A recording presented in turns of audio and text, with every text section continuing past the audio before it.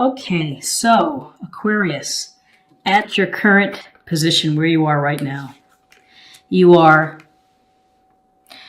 thinking about your intuition. You are diving deep within yourself. This is the High Priestess, and the High Priestess is about tapping into your inner consciousness, your subconscious, and looking within the well of information that you have within. And so this is a call to you, a call to action, to pay attention to your dreams, to pay attention to your intuition, your hunches, listen to your gut, listen to your psychic side, and look for messages. With the High Priestess, there's a sense of mystery and perhaps of secrets. So maybe there's something that you're keeping in reserve that you're not willing to share with others. Maybe you have hidden talents, hidden abilities. Maybe you have some struggles that you are just suppressing and keeping very, very, very private. So when we see the High Priestess in a reading, it's a suggestion to be passive, to take time out of your busy schedule and to meditate, to reflect, maybe to pray, maybe to go for a walk, but there's a sense of just being and listening to your inner guide, trusting your instinct, and looking below the surface. Often the most interesting things and the most depth that we have are what we keep to ourselves. So again, intuition in November, instinct, inner guide, listen to your dreams, look for the messages. What's crossing you is the Knight of Cups. And this Knight of Cups is dreamy. He is intuitive. He's loving, romantic. Maybe not the best person for follow-through, but his heart is in the right place. And so this Knight, the Knight of Cups, is Cancer, Scorpio, or Pisces. And so perhaps you're going to be meeting someone, going on a date, having someone within your circle, someone youthful.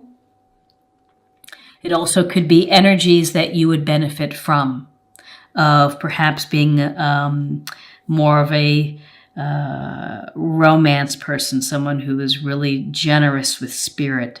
There's also an intuitive component to this Knight of Cups, as well as someone who's in tune with himself emotionally. Again, may not have the best follow-through, but heart is in the right place. In your foundation is the Six of Cups. And the Six of Cups relates to taking a trip down memory lane, to nostalgia, to thinking back to a time that made you feel happy, that made you feel that sense of carefree wonder as a child, something that just brings back fond memories. And so with this Six of Cups, maybe you're meeting someone from your past. Maybe it's random, or maybe it's planned, or you've been thinking about them so much you reach out by email. You can also see in this illustration that the older child is giving the younger child a cup with flowers in it. This card also speaks to being gentle and kind in spirit, and being thoughtful, and of giving of yourself to others. So with the Six of Cups, nostalgia, tripping down memory lane, thinking of the past, it makes you feel good, whether it's a relationship from the past, a time in your life that brought you joy. The thing to think about is not to get hung up, not to let it stop you from evolving. Put it in its right place. And again, it could be something as simple as spending time with children, or, having a happy hour, meeting up with some old friends, driving by your old neighborhood. So, interesting for your foundation. In your recent past, we have the Lovers. And these lovers are kind of, they're just open. Look at their position of how they're standing. It's very open and it's very trusting. And so when you meet someone who is a potential serious relationship, deep love, respect, harmony, when you are able to be yourself and when you're able to be honest and open and receiving love, this bodes well that this is the potential for a strong relationship, a favorable, positive relationship, romantic, passionate.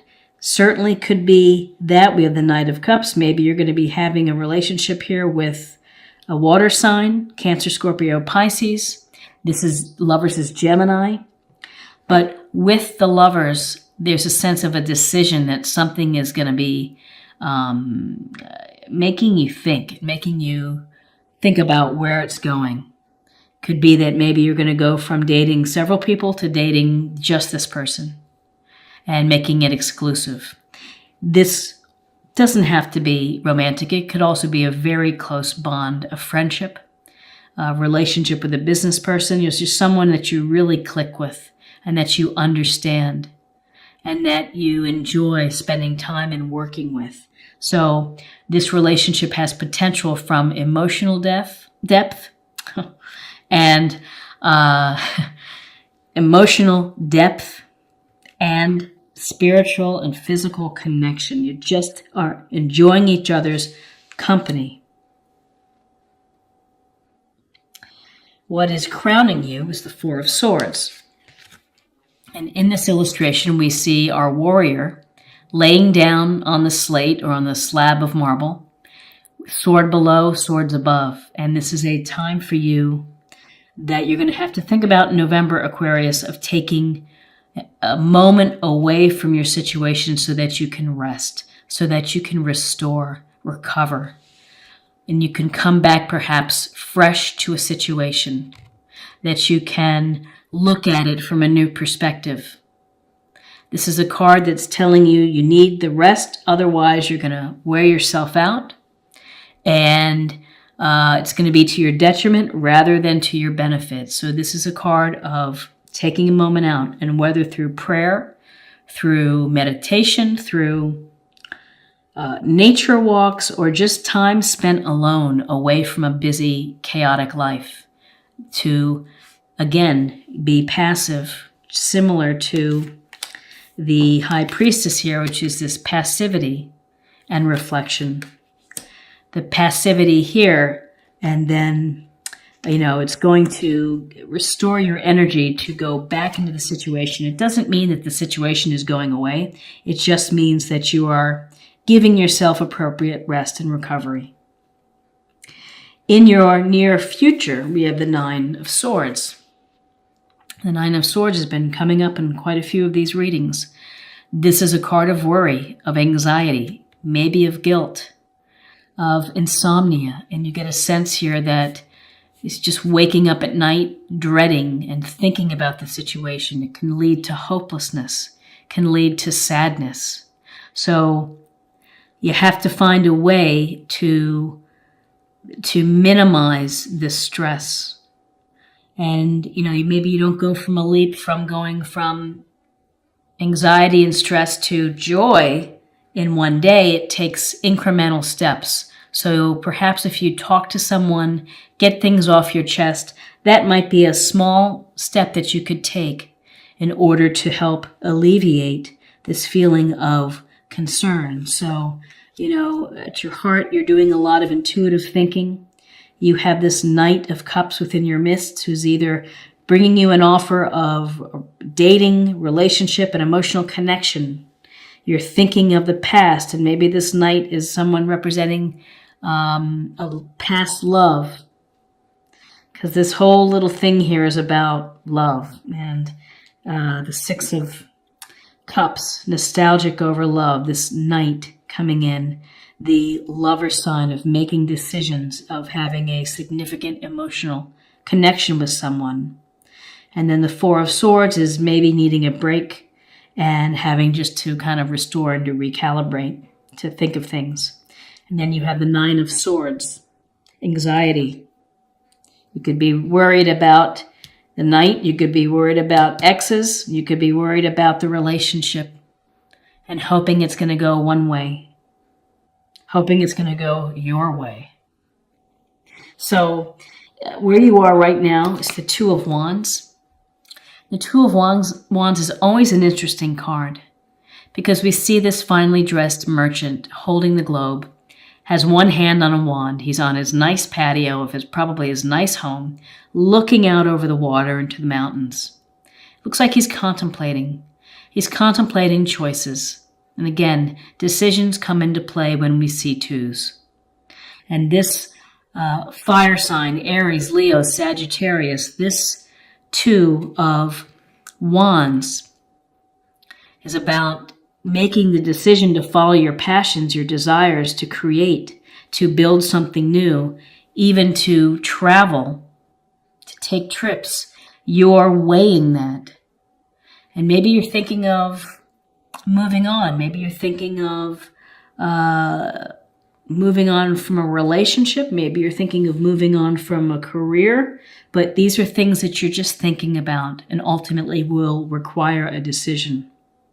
It also could be exploring into, it's making a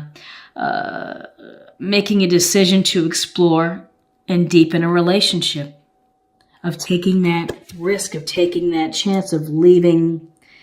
Sometimes it's leaving the safety of singledom and moving on as a couple. That's a big decision in life. And again, in your environment, we have another two card. We have the Two of Pentacles, and this is about juggling.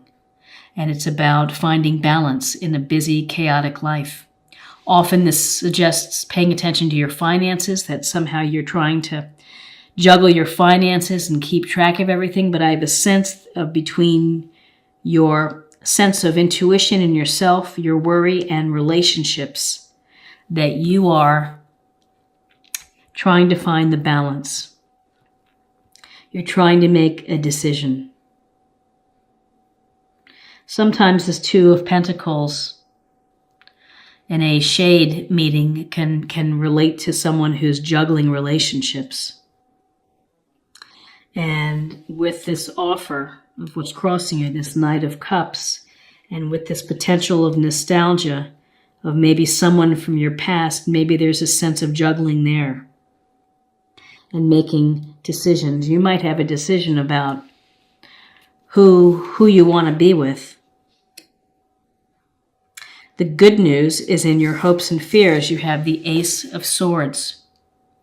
And this Ace of Swords relates to clarity, clear thinking, clear communication, looking at an issue objectively rather than emotionally. So you're using reason to work through your situations. So this is a gift or a blessing from the universe. You can see the universe is just handing you that sword. Slice through the nonsense, slice through the issue, look at all sides of the issue before making a decision. Use your objective powers before you make a choice of who or what you're going to do. And these twos are very powerful right within here. Two twos, and then this Ace of Swords is to be very mindful of what you sign, what you say, how you deliver the message. Are you going to be coming off blunt, or are you going to, just state the facts? And I think that that's important because in your outcome we have Justice.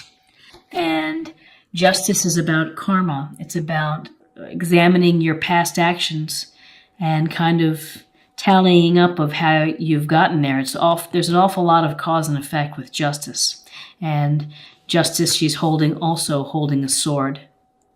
And it has the scales of justice here.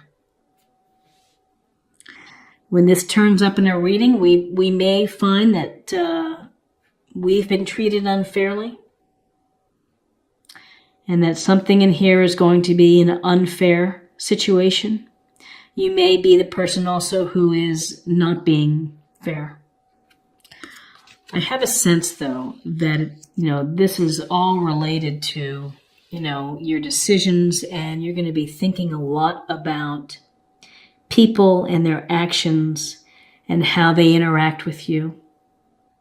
And if you're in a relationship that is causing you worry and stress, you've got to do something about it. Relationships should be sources of joy. This decision making with the lovers, with an ex or with the past popping up, the potential offering of a romantic, dreamy person, and then you have these choices here of juggling your life. Everything, the money, the responsibilities, the relationships, finding the balance, and it's exhausting. It's exhausting having to juggle. Causes stress. And then this Ace of Swords comes in and it's like saying, here, you need to cut through this nonsense. You need to make a decision. You need to make a fair decision when it comes to your relationship. And the only thing that I'm getting is that if you're seeing someone and if you don't feel it's exactly right, then be honest with that person, because you're not helping yourself. You're not helping yourself and you're not helping them. So this is an interesting reading because it's really choices and relationships and how we approach them intuitively, in addition to needing objective thinking and fairness, of bringing in the issue of fairness and how you make decisions. So let's deepen the reading. Let's take a look at love a little bit more. Oh my goodness. The past. Though through the power of love, you release any stagnant situations or energy in order to transform your heart space. And that really does give us more information. It gives us more information when it comes to the Six of Cups. You might be hung up on someone from your past that is not allowing you to get to a great, healthy relationship that has emotional connection, emotional consequences of a long-term relationship. And this being stagnant and being stuck with someone from the past causing you to worry. I think your choices are relating to who you need to pick, and to be fair. Be fair to yourself. Be objective. Be clear in your thinking. Think of the reasons and think of the areas of your life that will make you happy and that will be satisfied from a relationship. Make a checklist. And does the person, whoever you're picking, does it reflect that list? Or the qualities that they have and that they bring to the relationship on that list? So let's close the reading and pick another theme card, or perhaps a practice area card.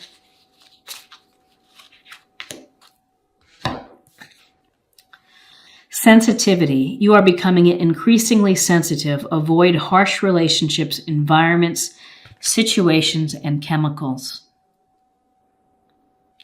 Well, sensitivities goes right to the heart of the High Priestess. Intuitiveness, trusting your gut, listening to your psychic self, your dreams, your inner voice.